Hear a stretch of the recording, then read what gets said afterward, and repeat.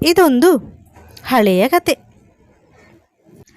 ಆನಂದ ಮತ್ತು ಅವನ ಹೆಂಡತಿಯು ಒಂದು ಊರಿನಲ್ಲಿ ವಾಸಿಸುತ್ತಿದ್ದರು. ಅವರಿಗೆ ಮುದ್ದಾದ 2 ಮಕ್ಕಳು ಸಹ ಇದ್ದರು.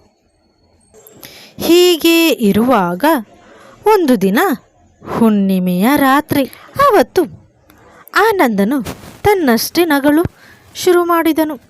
ಇದನ್ನು ನೋಡಿದ ಹೆಂಡತಿಯು ಆತನ ಬಳಿಯಲ್ಲಿ ಕೇಳುತ್ತಾಳೆ, ಯಾಕೆ ನೀವು ಸುಮ್ಮನೆ ನಗುತ್ತಿದ್ದೀರಿ ಎಂದು.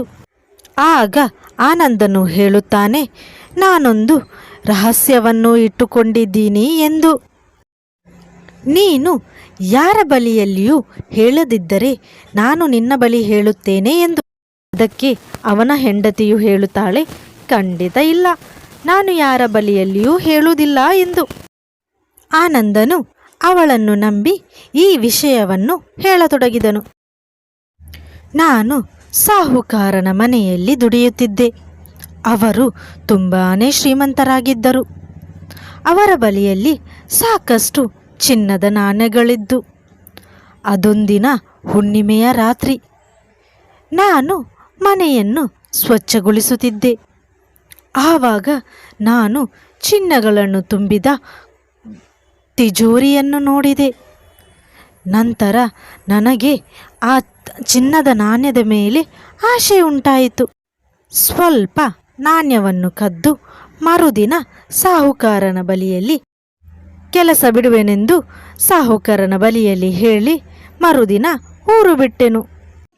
ಈ ವಿಷಯವು ಕದ್ದ ವಿಷಯವು ಸಾಹುಕಾರನಿಗೆ ಗೊತ್ತೇ ಆಗಲಿಲ್ಲ ಎಂದು ತನ್ನ ಹೆಂಡತಿಯ ಬಳಿಯಲ್ಲಿ ಹೇಳುತ್ತಾನೆ. ನೋಡು, ಇಲ್ಲಿಯ ತನಕ ಸಹ ಅವರಿಗೆ ಗೊತ್ತೇ ಆಗಲಿಲ್ಲ ಎಂದು. ನೀನು ಸಹ ಯಾರ ಬಳಿಯಲ್ಲೂ ಹೇಳಬೇಡ ಎಂದು ಹೇಳಿದನು. ಇದನ್ನು ಕೇಳಿದ ಆತನ ಹೆಂಡತಿಯು, ಖಂಡಿತವಾಗಿಯೂ ನಾನು ಹೇಳುವುದಿಲ್ಲ.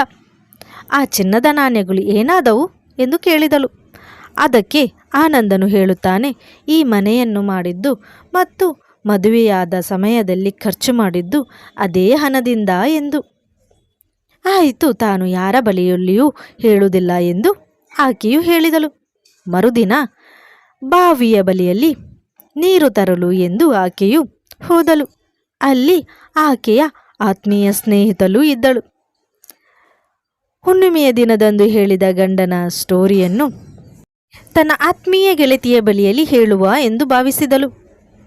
ಹಾಗೆ ಎಲ್ಲವನ್ನೂ ಅವಳ ಬಳಿಯಲ್ಲಿ ಹೇಳತೊಡಗಿದಳು. ನಂತರ ಹೇಳಿದಳು, ನೀನು ಯಾರ ಬಳಿಯಲ್ಲೂ ಹೇಳಬೇಡ ಎಂದು. ಆಕೆಯು ಆಯಿತು ಎಂದಳು. ಆದರೆ ಆಕೆಯ ಆತ್ಮೀಯ ಸ್ನೇಹಿತೆಯು ಎಲ್ಲರ ಬಳಿಯಲ್ಲೂ ಹೇಳತೊಡಗಿದಳು. ಈ ವಿಚಾರವು ಸಾಹುಕಾರನ ಕಿವಿಗೆ ಮುಟ್ಟಿತು. ನಂತರ ಸಾಹುಕಾರನು ಹುಡುಕಿಕೊಂಡು ಬಂದು ಆನಂದನನ್ನು ಪೊಲೀಸರಿಗೆ ಒಪ್ಪಿಸಿದನು. ಪೊಲೀಸರು ಬಂದು ಆನಂದನನ್ನು ಕರೆದುಕೊಂಡು ಹೋದರು. ಇದನ್ನು ನೋಡಿದ ಆನಂದನ ಪತ್ನಿಯು ತಾನು ಮಾಡಿದ ತಪ್ಪಿನಿಂದ ತನ್ನ ಗಂಡನಿಗೆ ಶಿಕ್ಷೆಯಾಯಿತಲ್ಲ ಎಂದು ಬೇಸರಿಸಿದಳು. ತನ್ನ ಬಳಿಯಲ್ಲಿ ಯಾವುದೇ ರಹಸ್ಯವೂ ಉಳಿಯುವುದಿಲ್ಲವೆಂದು ಆಕೆಯು ಭಾವಿಸಿದಳು.